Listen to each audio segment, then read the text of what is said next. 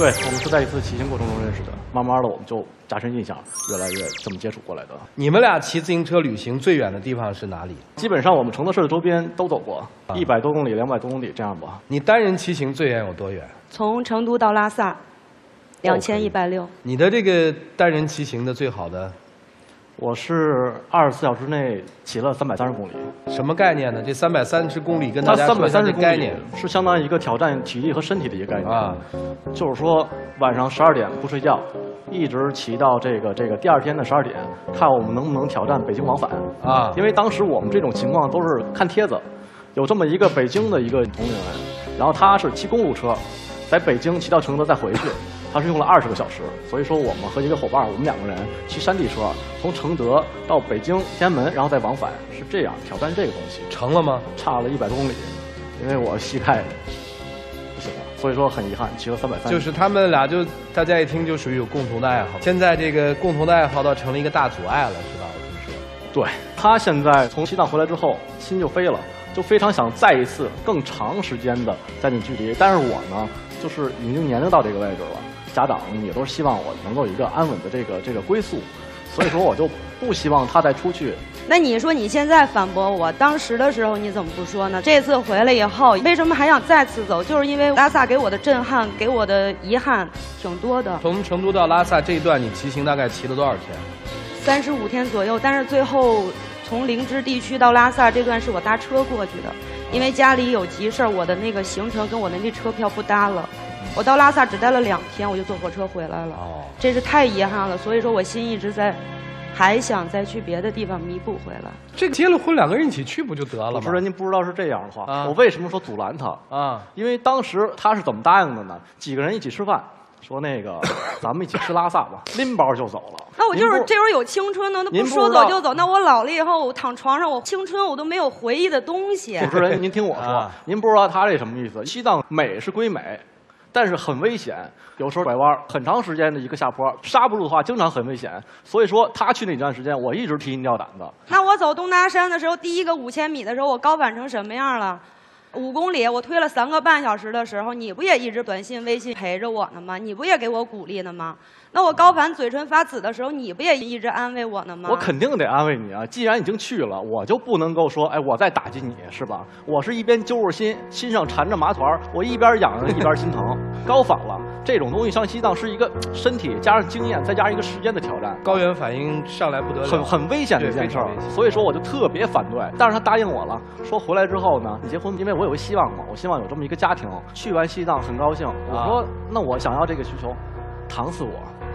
说那个我不叫搪塞，那我回来以后最痒的时候呢？那我们难受1个多月呢。他要休息啊，他确实需要休息，因为那个家里都催，说这么大年龄赶紧结婚吧。他也是答应我。我听明白了，听明白了，就是说他还想去骑一次西藏，比西藏还要遥远，他还要遥远。周游中国，就直接骑1年2年这样骑。游完之后再结婚是吧？就给我自己一个32岁的一个句号吧，还剩2年。我想这2年自己再玩玩，再走走。就是我明白了，就32岁再嫁人，对吗？对。然后还告诉我说，你这样，那个你辞职和他一起走。您说这话负责任吗？那你就让他一个人去，有什么不行的呢？我根本不放心，因为刚才跟您提到这个西藏这块儿，他旅途是一件很危险的事儿，风吹日晒什么的。他说了，他担心的就是我们队里有5个男的，我1个女的，他担心我跟别人在一个屋里头一起吃一起住。你说驴友能不出去玩了，根本就不在乎这些东西。可是他就老是因为这些跟我吵跟我闹。这是一个男人基本的这么一个心理。你就是小心眼儿。你要出去玩有个女的，我2话不说，我放心你，你为什么不放心我？现在双方父母知不知道你们这种状态？就是你急于结婚，而你希望再过那么个2、3年，这个状态知道吗？知道。他们的意见是什么呢？他们意见肯定不同意啊。他的父母说我闺女也不小了，能够找这么一个差不多的能落听也就可以。他觉得我还可以。那你明知道我爱玩户外，你还去找他们谈？我那是在沟通，您知道吗？那我阿姨当时对我什么样？咱俩刚搞对象那会儿，去家里要吃的有吃，要喝的有喝的。说好了的事儿，现在对我冷言冷语的。你那阿姨就说她母亲是吧？对啊，她母亲。然后回来以后，紧接着现在可好，我前脚进屋，刚坐那块儿，刚喝口水，我阿姨扭头就出，我说阿姨你干啥去？买菜去？就那种口气。我说我陪你一块儿去吧。不用啊，在家看电视吧。就这样。说好了他不承诺。明白了，你的意见是啥意见啊？他要我就飞去不想让他再继续。不，他要飞去你咋办？他要飞去的话，我有2种方向，一种方向我可能是再继续沟通，再试试；第2种方向的话，那我也没辙。会考虑分手吗？分手我是最不希望的。100年修得同船渡，1000年修得共枕眠。因为这东西而分手很不值得，我觉得很不值得。你非去不可是吧？对。如果他跟你分手，你也去是吧？那现在面前就是这2条路了，要么你跟我走，要么分开。好吧，我们稍微务实一点。2、3年回来之后怎么生活？肯定是踏踏实实的过日子，因为我觉着我不能，我老了以后我躺床上，我真的没有回忆的东西啊。我想让我回忆里头有他，一直就是有他。咱俩走完回来，一个婚礼，一个证言，就简简单单走完。但是你要简简单单的还可。主持人您不知道，说你辞职吧，跟我一起走，纯粹一种不讲理的行为。你什么不讲理？你讲理。哎，你当时喜欢他的时候，是不是就是因为他这个性格比较直爽？对呀，外表是女人，心里是汉子嘛。啊。当时咱俩认识前，一起骑车，一起出去，大家一起吃饭，也是这么认识的。从那步走到了对象的这一步啊。因为您知道吗？我们这圈里有，毕竟骑行女的少，而且还能成这么一对，是一件特别好的事儿。对，所以说那你还跟我吵啥呀？吵！30多岁了。谁30多岁？你30多岁？我30多岁了。我心永远都18。你是快到30了，行吗？你再过2年，你都大龄产妇了。你才大龄产妇。不是他没法成大龄产妇。等你到老的时候，孩子才这么大点儿，你怎么教育？你怎么培养他？你40在这生你儿子教育没看过一个你的生活经验在这儿了。要么孩子不生。再说我也没说我到那么大岁数啊。听明白了，我倒觉得这是一个幸福的矛盾。看看老师们的智慧吧。我们一起进入丘比特问卷。哥们儿，你到底是爱他，还是因为着急传宗接代？主要还是爱，传宗接代也很重要，对吗？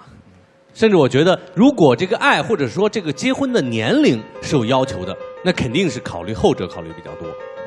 反过来一样，你对他更多是爱，还是说跟他在一起骑行的这种自由给你快感？先头是爱，也有后者。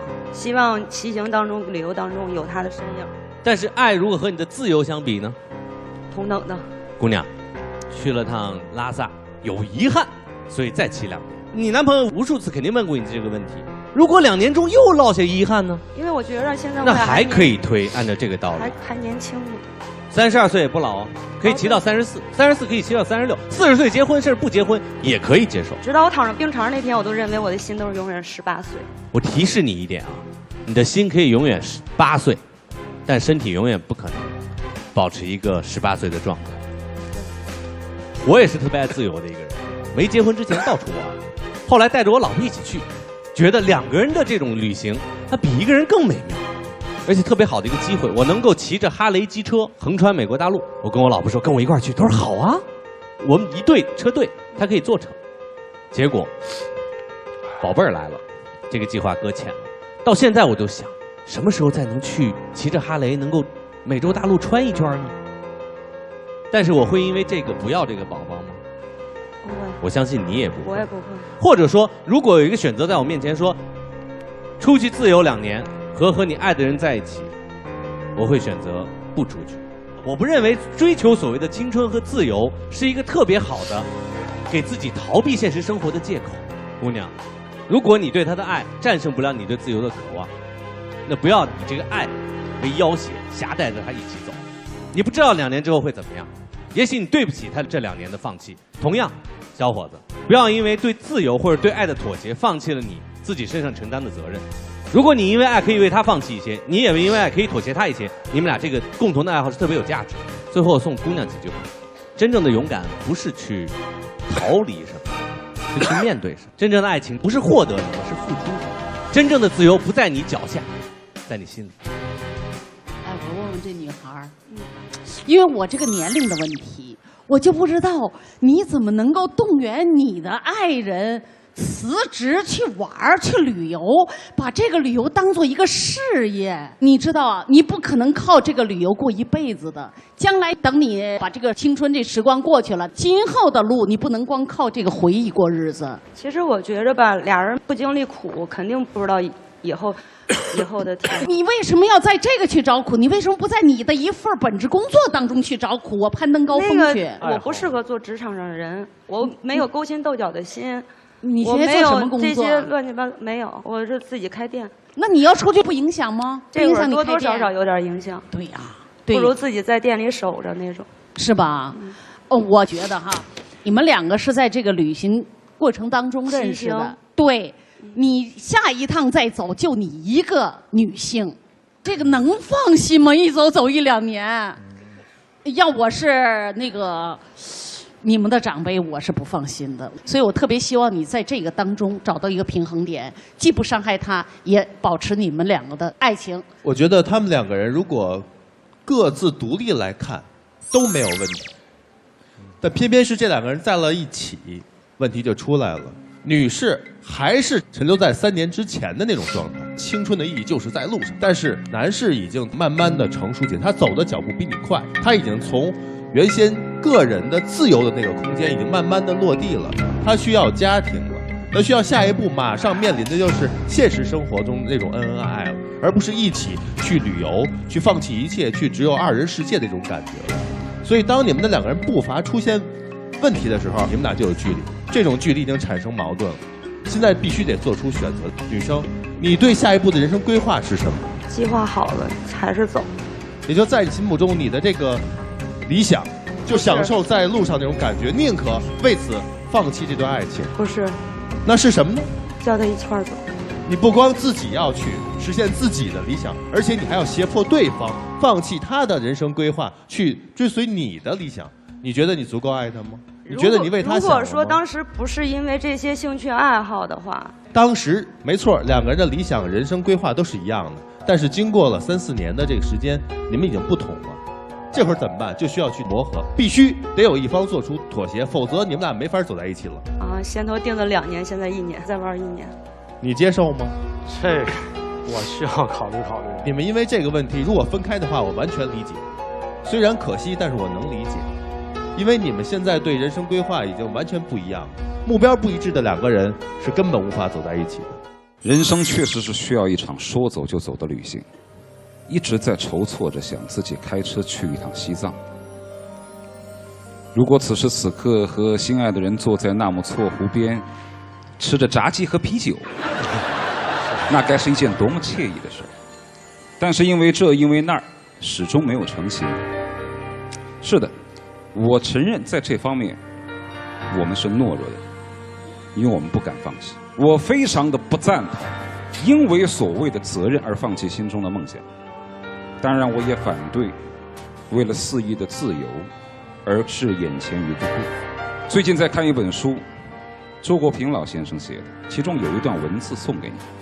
我其实是一个容易感动的人，总是为情所困而难以自拔，但我也是一个天性悲伤的人，因为我从小就思考着死亡的问题，所以我总是时常面临2种危险，那便是既有可能毁于色，也有可能坠入空。所以我用我的实际行动，在这2种危险境地的中间找到一个安全地带，也是一种我所向往的人生状态。这种人生状态就是享受人生而不沉湎，看透人生却不消极。我想对你们俩说的就是这一点，享受人生而不沉湎。比如说你认为骑行是一种享受人生，但是我们不能够沉湎于其中。人的自由不是说你想干什么就可以干什么，而是你想不干什么就可以不干什么。人活在这个世界上不可能获得100%的自由。而后一句话，看透人生而不消极。你老是说我不会勾心斗角，我所以自己开店子，我向往那种自由的精神生活。但是我们生活的这个人世间也有很多乐趣，比如说相夫教子，再比如说和与人之间的交流。所以这2句话是多么的富有哲理。你们2人都没有错，错就错在你们2人都招惹了爱情。其实行走过程当中的风景，看第1遍好看，第2遍想要再好看就需要心情。看第3遍就不光是要美景和心情，还需要感悟。而一个只会骑行却没有生活的人是很难感悟到周边的美景。我住在杭州，杭州有很多个体经营者，事业经营得不错，他们时常是2两结伴，夫妻俩和夫妻俩开2辆越野车去西藏，每年都去，每条道都跑了。走的时候生意交给别人打理，回来之后再继续自己各自的生活。我不认为他这样的一种生活就是没有精神上的追求，或者是完全放纵于自由。这恰恰是我们刚才所说的享受于生活却不沉湎，看透人生却不消极的完美结合。那为什么你们俩就不能呢？好好的想想看，好吧？谢老师，我不知道是谁定下来的，说一定要在1年之内把阻隔的大好河山游遍。10年可不可以？20年可不可以？一辈子可不可以？其实人生有多种的选择。生了娃能出去吗？没问题啊，你们俩一起出去？结了婚都能出去。我相信有智慧的人，生活会很精彩。剩下的时间留给2位，一起进入黄金60秒。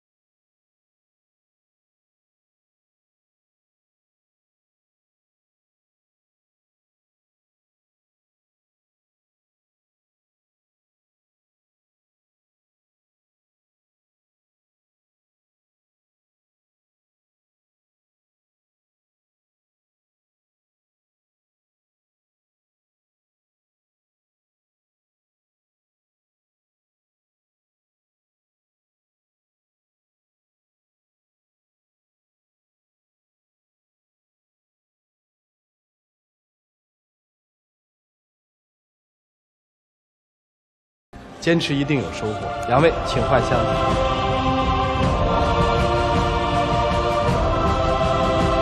请回，请回，请回。来，请关门。各位拿起手里的表决器啊！赞成女生的选赞成，赞成男生的选反对。来，各位，请选择。现场91.67%的观众朋友都觉得，应该按这个男人的想法来，对生活要有责任，要成家，要立业。我们来问问大家的想法。我选择是赞成男生，因为我觉得吧，作为年轻人，我们要有自己的责任感。我们在完成自己的事业的时候，可以有时间段的，可以有不同心情的去享受我们自己的生活。那个8%几的在哪儿呢？来啊！我觉得，这人生梦想和理想是有区别的。梦想只能想，理想应该去干。第二个，我觉得，明知不变还在坚持，这样的生活有意思吗？好，谢谢啊！每个人有每个人自己的不同的看法，看看他们自己的选择。5、4、3、2、1，请开门。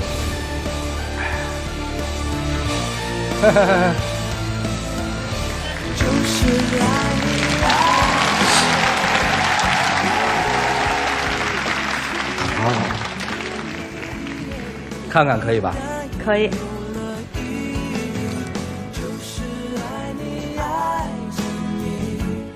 我已经托人给你找了一份稳定的工作，留下来，我们结婚吧。来看看女生的这个秘密箱是什么。